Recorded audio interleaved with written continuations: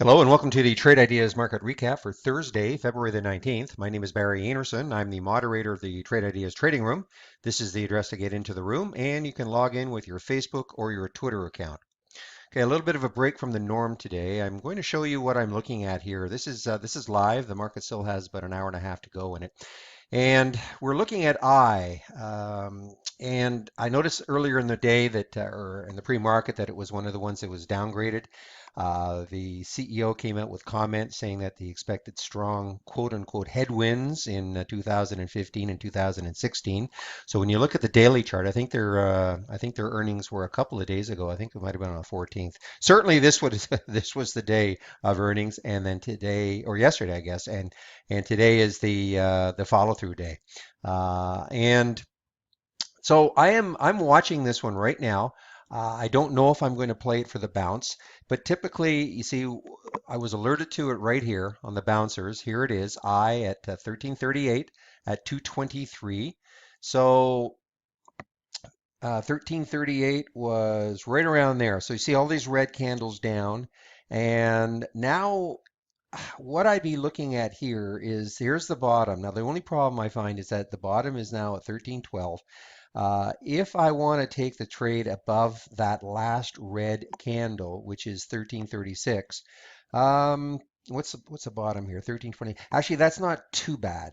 If I took the trade here at 13 over 1336 and put my stop at the bottom there, it's about a 17-cent stop or a 15-cent stop, so that's not terrible. But you see how it hasn't really made up its mind here. So I'm not saying I'm going to take this trade, but this is definitely going to go on my watch list, my best, best 10. And of course, I have more than 10 stocks on here, but sometimes I get a little greedy and I want to follow more than 10 stocks.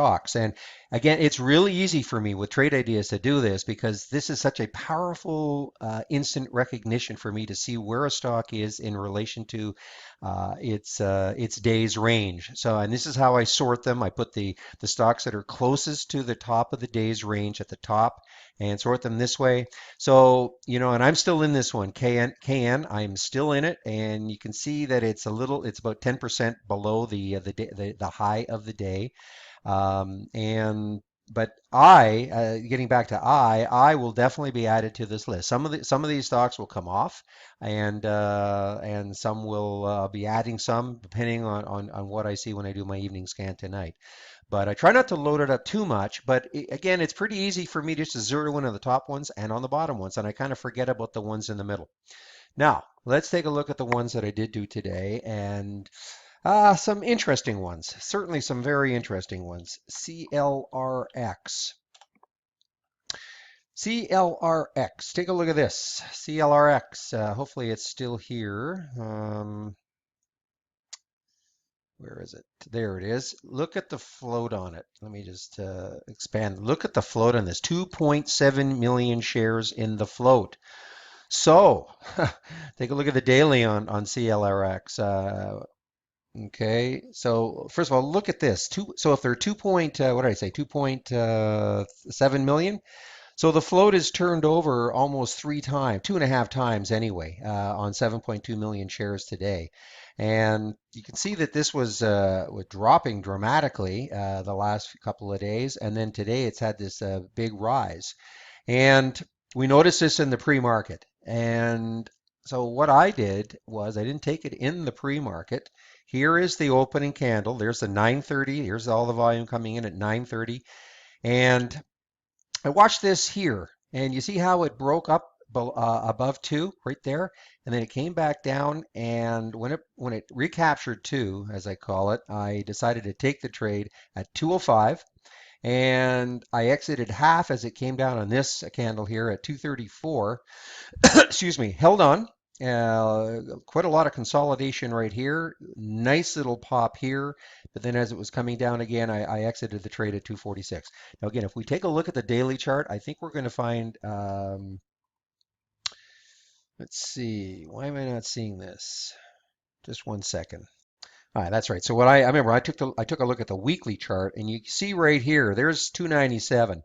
So it's going to have a tough time getting through three, and that's why it got as high as looks like 280 or so, 277. Well, let's take a look. High was 274 today, but it's going to have a tough time right here, I think, to get through all this. So I will put it on my list for tomorrow. Now, if it breaks through three with any volume, well, you never know, because again, with such a low float, anything can happen.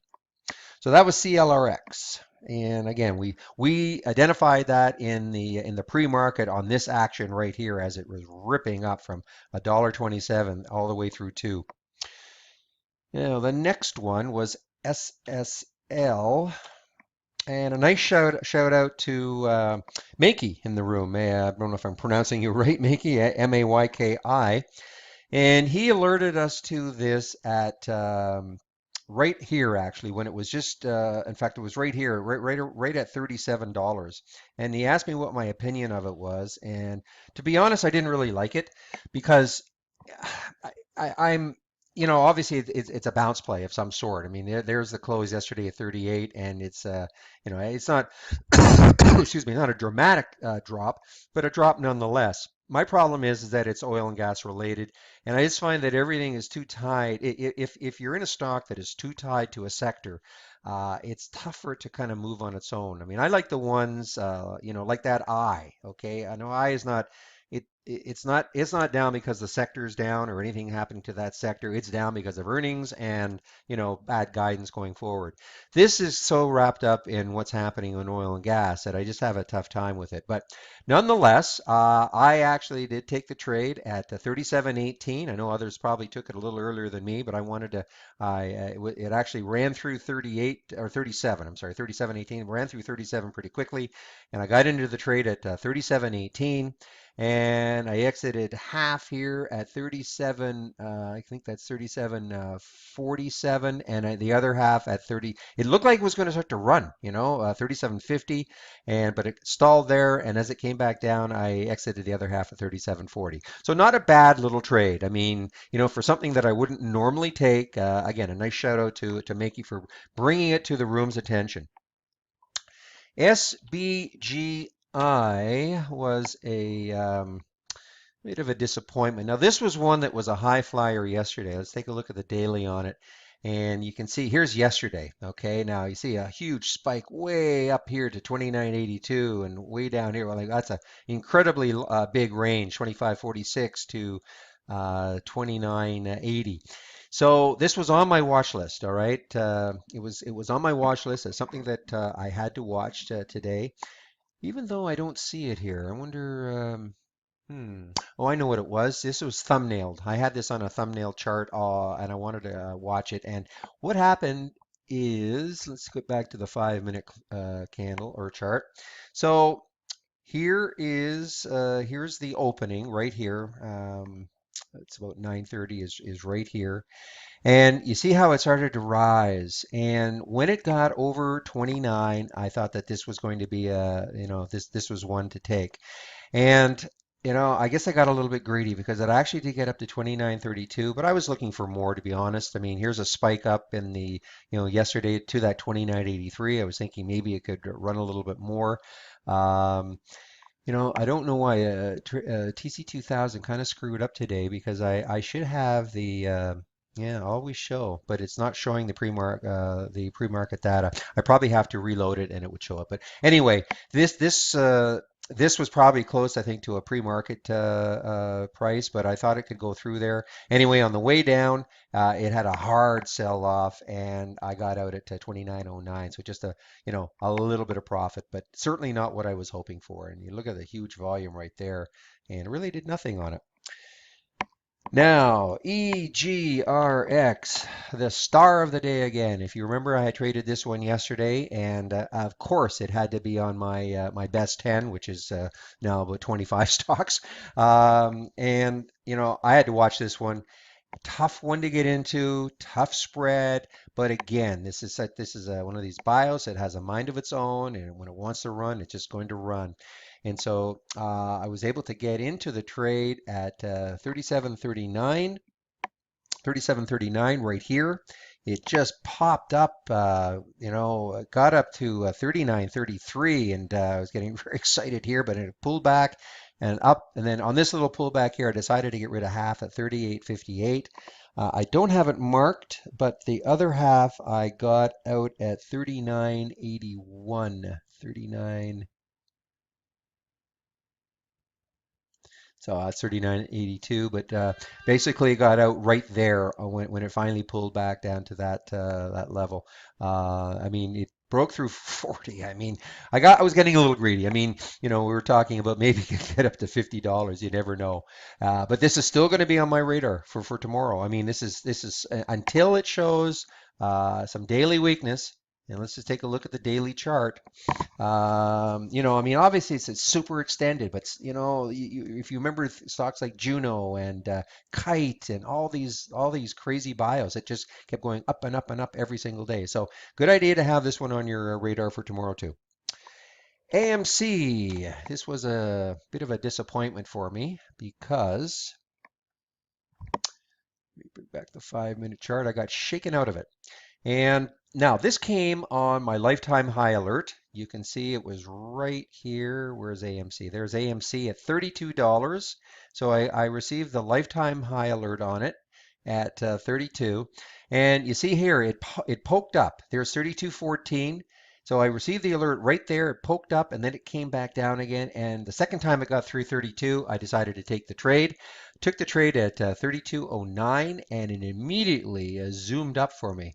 And I exited half here at 32.45, and I don't have it marked, but on this candle right there, as it looked like it was as it was coming down, I exited right here at 32.44.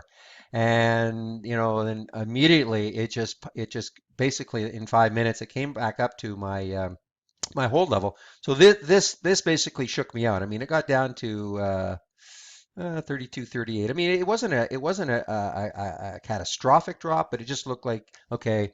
I didn't want to tempt fate that it would just go all the way back down to 32.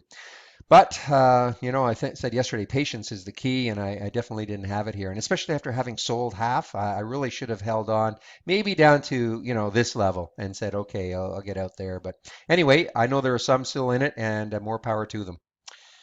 And now let's take a look at the disaster trade for me. Not a disaster exactly, but this was a crazy one. Now, it is down $5. So let's just see here. This came off my down the most in dollars, BCC. Okay, and what was happening is that you see right here, here's 32.72, but right along here, it was just at $38 right here for quite a while. And the bid ask was good. In fact, that it was like 37.95, 38, 37.95, 38.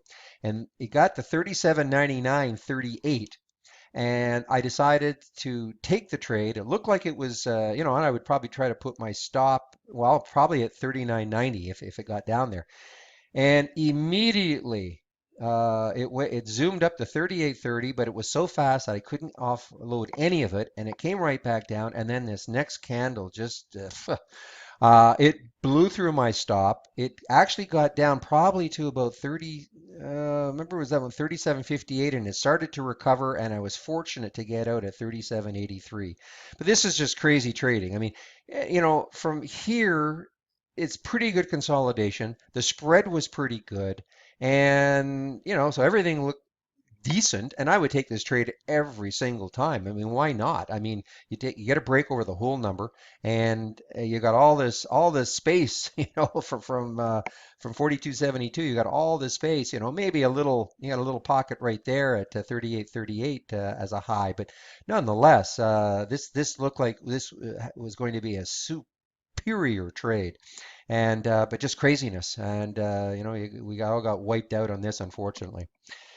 And that, oh, one more just to tell you about because I'm still in this one. And this came from my best 10 list. There it is, KN. And why is it on the best 10 list? Because, like, you look at the daily and it just got thumped 4 days ago. Here's 2142 all the way down to 17. So this was an earnings play, I'm pretty sure. So it got thumped. So this is why it's making it onto my list because I'm looking for potential, of course, bounces, reversals of fortune. I mean, especially when the company's not going out of business, they've had a bad earnings report or guidance. I don't exactly know why it thumped as badly as it did, if it's the guidance or pure earnings. But you have to have these sort of stocks on your radar because you just never know when they're going to start rebounding again. So obviously, a good point would be right there at 1953. If it can break above here, and I don't mean today, but I mean if you don't like playing, because I'm only playing this one for what am I in at now? I'm in at 1822, and I was hoping it would keep going, but I mean, I'm going to hold on to it, and there's a part of me that says I should hold on to it as a swing play. If it can hold here, if it doesn't go below my buy, or I mean, if it just romps, I'll get rid of it too. But if it can hold in this area, I may just hold it for a swing and see what happens. Now, the other one I just want to point out to you is. It's actually starting to come back. Whoops. This goes on to my, okay, so ROSG. And I think I was pointing this out to on the daily chart. You can see what's happening. Yeah. Um, Yeah, you can see that on the daily chart, it has, it had this big, huge day up, and then immediately the next day it was down, which is nobody likes to see that. I mean, everybody's euphoric about this, though it had a sell-off. I mean, look at this sell-off, but then it popped up and then all the way back down. So it is pretty frantic action. But again, this is one that I think you have to keep on your radar because if it can hold this level at least, they're right there. What is that? 376. So it's at 382 right now. So there's the bottom of yesterday. If it can kind of hold this level and then make it over four. I mean, I took this trade yesterday, made a little bit here and lost in the normal market hours. But if it can hold and then get over four again, I mean, look, on a $4 stock to get back to five, that's a tremendous percentage increase. Let me just put you on. I'm going to put on a hold just for a second. Okay, now I know I talked about ROSG, but this is actually the one that I was thinking about. So this is today, yesterday, the day before that. So here's the huge day it had, 181 all the way up to, my goodness, all the way up to 582. It had a big sell-off, and then the sell-off the next day. Um, Not as bad yesterday and not as bad today. You notice how the volumes are starting to decrease on the sell-off. So here's my thinking. If this can hold, especially, what I was saying in the room, it held 256. I mean, the low is there 266. So it held 265 as a low today. So if it held right here, if it doesn't go below there, and if it can get above, what's this? This is about 292. So if it got above $3 tomorrow, we could see a resumption of this. I mean, this is obviously a pullback, but and as long as the bars and the volume is decreasing on this pullback, it could just be resting, and we could have a resumption of this, even if it doesn't get all the way up here. Even if it made 50 cents on a $3 stock, that's a great percentage. So those are the things that I'm going to be watching tomorrow. Let's see what my Yeah, just hanging there. Okay, so I so undecided about what to do. As I said, if it can hold here, I may just hold on to it because it looks like it's trying to recover, and we'll just have to see though. But of course, if it pops up or if it drops below my buy, I won't let it go below my buy. If it gets down there, I'm out of it. So. Anyway, a little long-winded again, but I'm trying to show you maybe a little bit more of my insights and what I'm looking for. Also for my evening scan, what I'm going to be watching for the next day, and I'll try to maybe do a little more of that. It's hard, there's an hour left in the market, so I mean, of course, I wait for the end of the market to do my official scans, but some of these things to me are pretty obvious right now. So let's bring back the cover page. Again, here's how to get in. I know we had a lot of people. In fact, in case you don't know, um, I hope this works. Tools, channel bar, and here we go. We have now added the chat room. I like to call it the trading room, to the channel bar. So when you click on that, now you get, there you go. You get this right in here. So you can also enter the trading room that way. And we certainly had a lot more traders in the room today. And I think we're just going to keep growing and growing. So thank you very much for watching, and we'll see you in the trading room tomorrow.